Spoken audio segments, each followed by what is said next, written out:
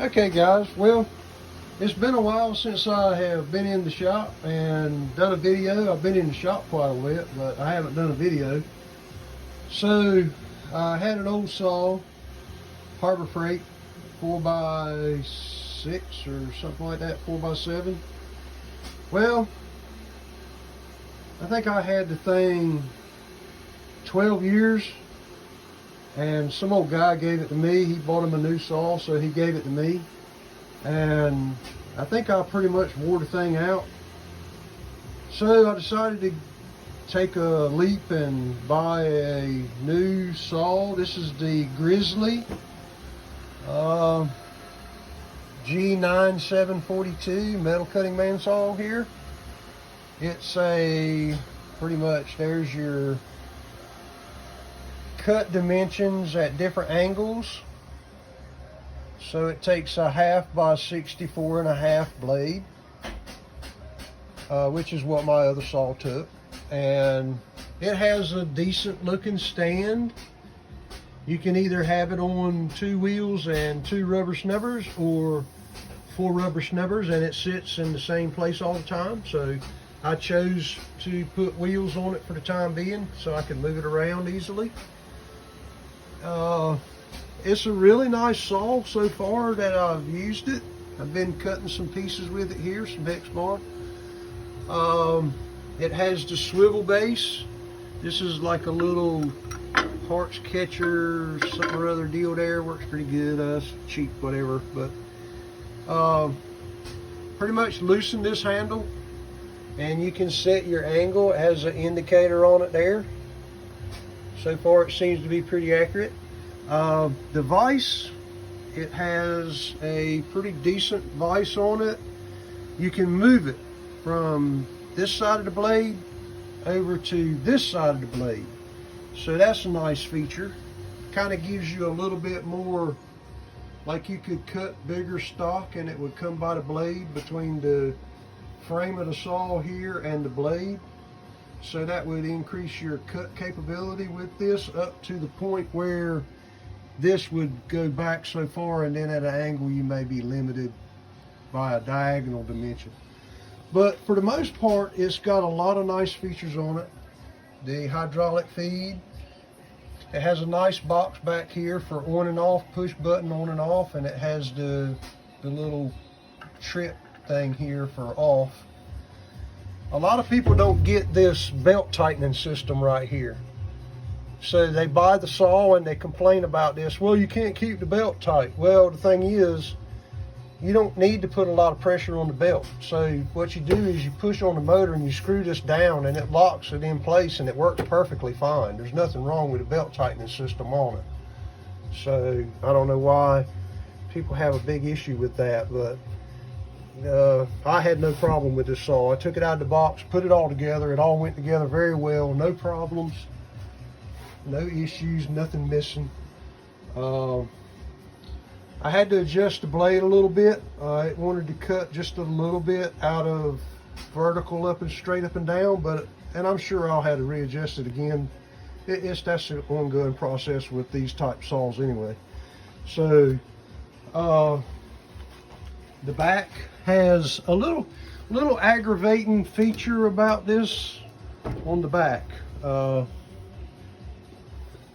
My old saw had hinges right along this edge here, and you would just undo this thumb screw and this whole panel would fold down and you could change your blade. So this saw is not that way. You have a screw here, a screw on the bottom, and the thumb screw has to come off.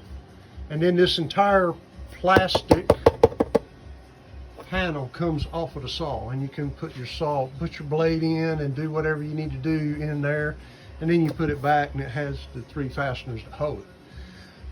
That's my only real complaint about this. It's plastic and it has 3 fasteners holding it. So that's a little involved to get that off to change the blade. But other than that, it's pretty much, this is plastic, but it's a better cover than what was on my old one. It's a little more durable feeling. So pretty much the same other than that. It has the worm drive here, so that's pretty much the same. The motor looks practically the same as my old one, so that's pretty much the same. So basically this entire upper frame right here is pretty much the same, sort of. I mean, there's a little bit of differences in it because of course it doesn't have the hinge and all that, and it's just a little different, but it's basically the same. Has a knob here, plastic knob. It's a little bigger and it's a little easier to grip, so you can put a lot more pressure on the blade. Or let me rephrase that, you can put pressure on the blade more easily than you could with the old knob that I had on the Harbor Freight one. This works a little better. Basically my blade tensioning knob looked like this. This saw has a better, easier to grip knob on it. This knob here is hard to grip, so this one's a lot easier to grip and put a lot of torque on it, so I like that much better. So the vice handle, well, it is what it is. It's plastic. It has a steel bushing in it. That's a bonus. So my old saw had a plastic thing here with a set screw in it, and it stripped out. So I ended up having to make a different kind of handle for it. So this one at least has a steel bushing on it, so the set screw is probably not going to strip out. It works very good. You can probably see this handle is like not perfectly straight in there, so that's a little different kind of, but it does at least, when you turn it, it doesn't bind up here. You can actually turn it and never have to touch this. It'll back off way over here, no problem. It'll continuously go, and it'll do the same thing when you turn it in. It'll smoothly go in, so that's better. That works a lot better. The other saw, you had to turn the handle and move this along as you went, or it would bind up and jam up, and it just didn't work smooth. This one works a lot smoother, and like I say, you can move this vise by taking these two screws out, this one here and this one here, and then you move it over and you put the screw goes in there, and of course it goes in here, so you can move it over. And I haven't moved it over, but I think it will cut 90 degrees with the vise on this side, and 90 degrees with the vise on this side. Of course, it's doing it now. So, and it has a hole for the backstop here and a hole for the backstop here, so you can switch the sides from one side to the other. Of course, I made this one. It's a little longer. The other one was maybe 4 or 5 inches or 6 inches or so. This one will go up to a foot. So change that a little bit, but other than that, pretty much the same as the other saw. The back, it's just a closed-in back panel. So, and that's the automatic off deal there with the on button and the stop button, wires going out to the motor and all. Like I say, it went together very smoothly. I had a little bit of damage there on the side, but no more than that. I'm perfectly fine with that, no problem.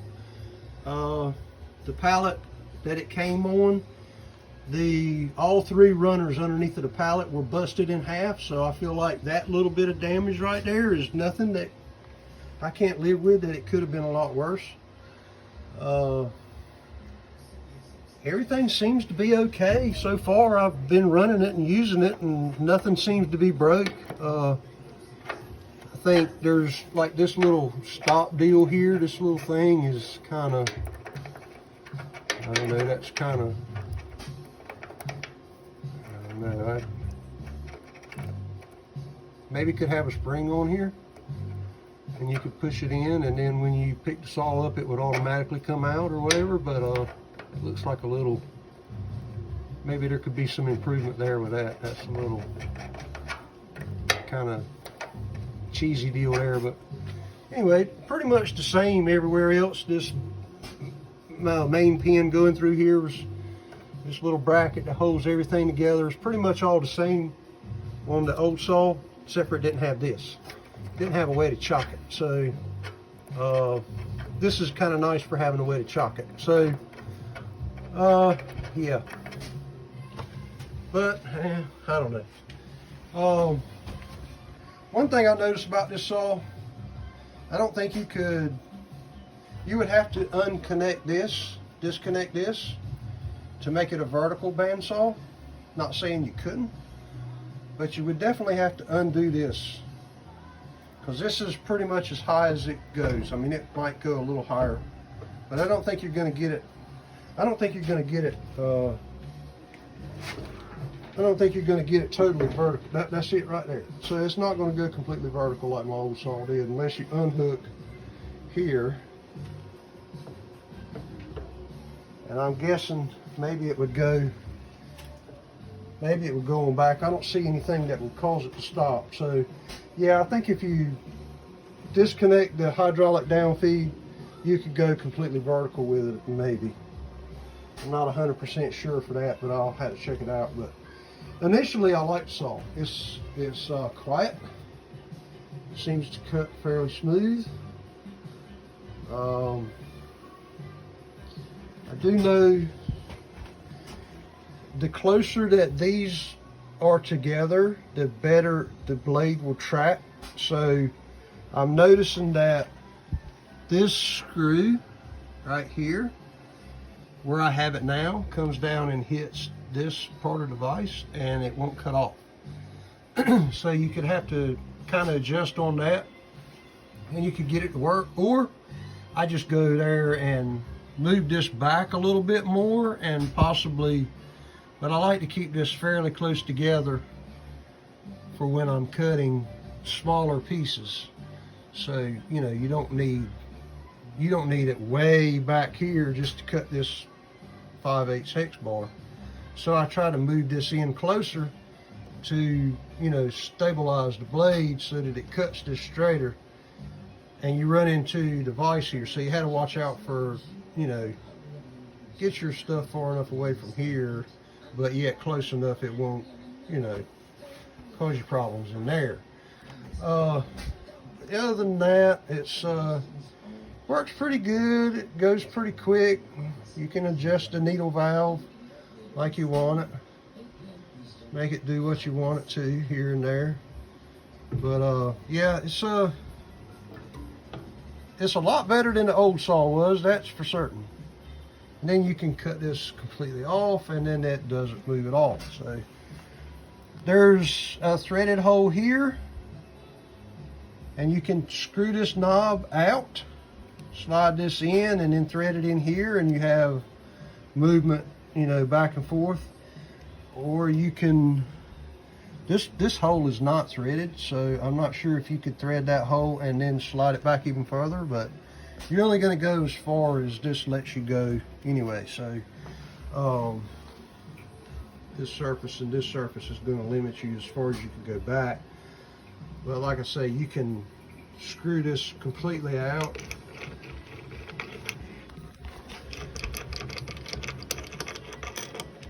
Screw this completely out, slide this in, and you see you have the two threaded deals there that you can change. See, now that's all the way in, so you have to be in this hole to get it all the way in. So if you have it here, then it only goes out so far, which would probably be okay. I mean, it gets you away from this surface here if you're there, but you could be so much closer, you know. Anyway, that's just keeps the blade from twisting the closer it is, but you can only get so close because of this edge of the vise here. So that's something to kind of take into account. But pretty much I'm enjoying it so far. At least everything on it is not wore out like it was before. The other saw is just so old.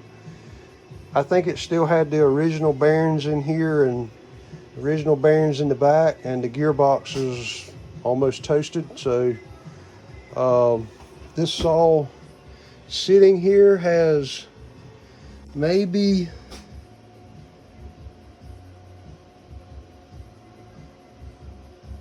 at the very most maybe a quarter, 3/16 of an inch of backlash in it, in the gearbox. The other saw had over an inch. So I'd say she's just about toasted the gearbox. So yep, that's it. G9742. G9742. Pretty good saw. It's just a little under $900. So when I purchased it, and I got the saw shipped to me for less than $1,200, and that was with liftgate. So pretty good deal, I guess, for what you get. The swivel base, it swivels up to 60 degrees. If you turn it, this is straight, if you turn the saw this way, it'll go to 45. Okay? If you move the vise and then swivel the head this way, it'll go up to, you can see here, it goes up to 60 degrees. But you have to cut on this side of the vise. So you have to move the vise over here and then twist it this way, it'll go 60 degrees. But this way, on this side of the vise, it will go 45 degrees. Which is okay with me, that's fine. Most of my stuff is straight. If I do cut, normally it's 45, so I don't have to move the vise unless I want to cut bigger stock and then move the vise over here and let the cutoff come in between here. So that's a great option to have that. Could cut 6-inch stock. This is 5 inches, so it could cut a piece of 6-inch if it'll fit between the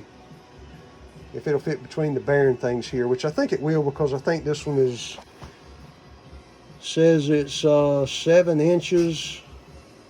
No, it says at 90 degrees it's 6 inches. Right there, 6 inches at 90 degrees. So I think that would be good. 6-inch stock, it'll still cut 6-inch stock, so that's good. So that's kind of, I'll be doing maybe another video on this after I run it a little while, but initial thoughts right now, I like the saw. It's a good buy. I have no ties to Grizzly whatsoever. I just see a lot. I've done a lot of video watching before I purchased it, so I'd make a good purchase. Some of the videos are pretty good. Some of the videos are a little misleading about the saw. Maybe they just had a bad experience, or maybe they just don't know. They're not mechanically inclined, maybe. But I did see a really good video on saw similar to this, that the guy made some actual extensions out here to support the material. I think that's might be an option for me. It's a good idea. Both ways. You could, extend this out, on both sides and give you a little support on both sides. So most of the other videos, somebody had something to complain about, like the belt tightening. The belt tightener here is not, they said it didn't work, but it does work. You just have to push back and then screw this down, and it's pretty much as tight as it needs to be. You don't want it too tight. Don't even getting it too tight. You mess the bearings up in here, and maybe possibly the bearing up in here.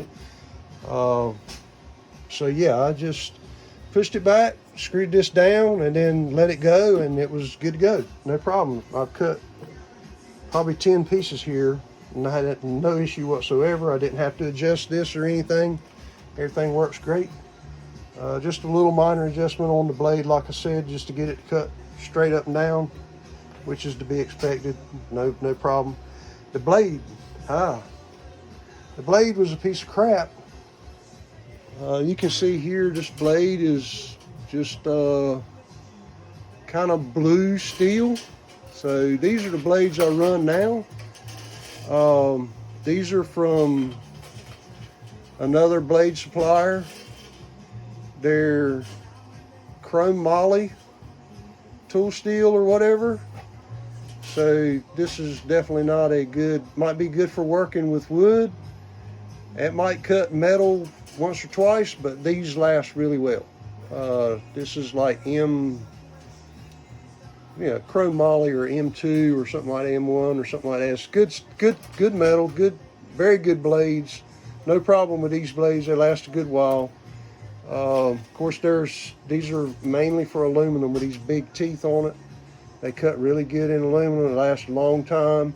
No problems with that. There are other pitches like this one. This pitch is a little bit, finer. So that would be more for most everybody's application. These blades come from Blade Serpent, which I'm not affiliated with in any way. I just buy blades from them. This is the Hellbender series. Hellbender bimetal. They got really aggressive pitch on them for cutting aluminum. And these are the Lennox, which I get Diamaster 2. Just a little finer pitch. These Blade Serpent sells these blades, no problem. Like I say, I'm not affiliated with either one of those companies. I just use their product, and they don't sponsor me in any way, and I'm not trying to sell their blades, but they got good blades. This is the Diamaster blade. Does a real good job in carbon steel. Cuts right through there, no problem, and it goes and goes and goes until you abuse it, and then it will either break or bend or get dull. So as long as you don't push the blade harder than it's supposed to be pushed, it does good. Right now I got the blade, I got the speed on the middle speed. So I'm not sure what that is. I'd have to look in the book, but it seems to be a good speed for aluminum and steel. I don't know about stainless. You might have to slow it down for stainless, but pretty much the middle blade, the middle speed would probably be okay as long as you don't try to push it too hard. In stainless, it would probably do fine, no problem. Keep your blade cool. Possibly have an air nozzle blowing down on this, might cool the blade if you're in stainless, but for carbon steel and aluminum, I think you're pretty much okay. You could use something like some cut wax and some aluminum. That keeps my blades from getting gummed up pretty bad. There's all kinds of cut wax people make for, bandsaw blades, and it works very good, very good. I have no problem using cut wax. No issues with it whatsoever.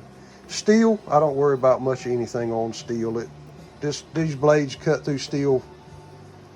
No lubricant needed. It goes and goes and goes, no problem. So that'll pretty much wrap up this video with the saw. Like I say, so far I'm happy with my purchase. Really good saw here. I'm pleased with it so far. I hope I am in a year. So I'll try to get out some more videos with the saw and some of the other stuff I do. Got, still selling kits for the Precision Matthews 727 machine. If you guys are interested in any kits, you can go on the smallshopsconcept.com or CNC for XR7, and you can purchase the plans kit or the CNC kit. There's belt drives, power drawbars, 4-stage, 3-stage, 100mm, 3-stage 100mm, 80mm 4-stage and 3-stage kits available.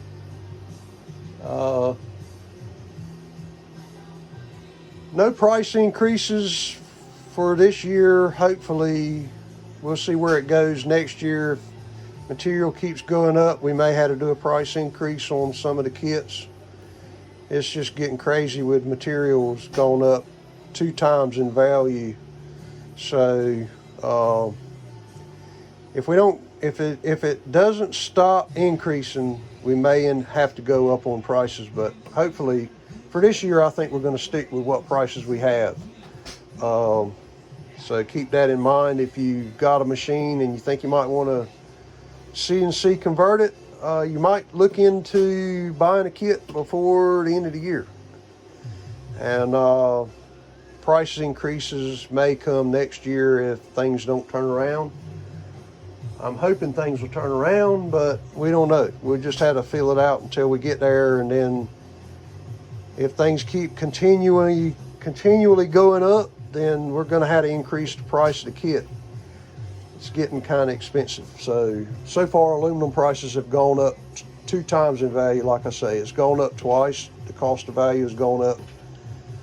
Like if what you were buying cost you $20, now it costs you $40. So it's got to go somewhere. You can't buy and sell the kit for nothing. Can't give the stuff away. So that's where we are right now. For the year, I think we're going to leave prices where they are, but we're making half as much as we were. So that's where we are right now. I would expect maybe right now I think the kits are at $1,100 just for the bones. If you get the bearings included, I go up $100 on the kit price. So $1,200 for bearings, $1,100 without bearings. So probably going to go up on that if the material costs keep continually rising. I'm not sure what it'll be yet, but right now that's where they are. $695 for the belt drives, $695 for the power drawbar kit, and I think the 100mm is $795, and the 4-stage 80mm is about that same price, $795. So yeah, you can probably look for a price increase on at least the CNC kits, because tubing is $40 a foot. So $40 a foot, and it ain't getting any cheaper. So that's going to play a big factor in how much the entire kit costs. You know, I can't buy the tubing and make anything off of the kits if it continues to go up. So that's where we will be on that. But for the year, no price increases as far as I know. Sam and I had talked about maybe doing a Christmas special, but really can't afford to with the price of materials where they are. If we do any kind of cutting on them at all, it's just going to be like giving the kit away. So I can't afford to give the kits away. He can't afford to give his kits away that he machines. His material's costing him just like it's costing me. So I'm sure he'll be talking about it, you know, on his videos as well. We had a phone conversation about it. But, you know, we're still machining kits. We're still working on the tool changer. Tool changer's working great. I've been running mine today. I'm running some couplings just to kind of get ahead of the game a little bit, just in case I run up on a situation where the people that buy them from me needs more of them. I'll have them on hand. I won't have to struggle to produce them. But the tool changer's working It's working great. I haven't had any problems with the tool changer. We're trying to get that where we can roll those out maybe next year. We wanted to do it this fall, but we didn't make it. We had some issues. You know, you run up on so many things. I had to machine kit parts. Sam sells other product. He has to machine the parts for that in his time. So the tool changers kind of had to get pushed back a little bit, so we didn't make it out this fall. But you know, we're making parts for them. I'm machining the bracket parts here for mounting it to the machine. So we're still doing a lot of testing on this. We've found out a few things that needed to be changed, and we're working on that to improve it. So, you know, it's a ongoing process, and we're trying to get it out as quick as possible, but we don't want to sell people something that they're not happy with either. We want to make sure that we produce a usable, good experience product to the customer. There's a lot of things on here that we're going to change, improve, and, you know, try to get a good product out there for people to use and enjoy using it.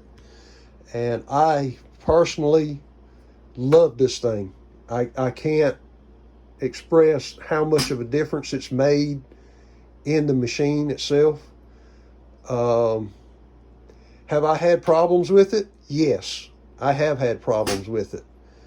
Were they problems that could have been avoided? Yes and no.